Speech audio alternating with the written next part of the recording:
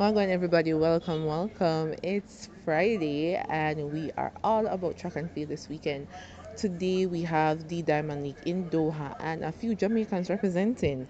Now, the first event that we're seeing Jamaicans in is the 110-meter hurdles, where we have Jamaican hurdler Rasheed Broadbell, the 2022 Commonwealth Games winner for the 110-meter hurdles. He is also the bronze medalist in the 2024 Summer Olympics in the same event. Now, Rashid did not disappoint. He looked pretty comfortable and he took the winnings there. We're pulling up the graphics so that you can see that he got the winnings in 13.14, which is his season's best, looking really good, um, hurtling to the win.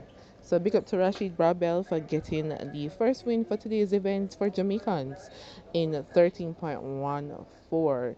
Now, as it relates to the other competitors, so the order of the race results are as follows. We have Broadbell first, then Brits, then Loops, then Martinez.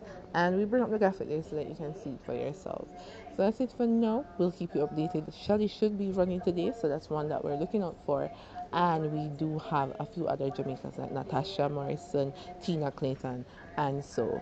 So talk pretty soon. Do remember to like, share, subscribe for more.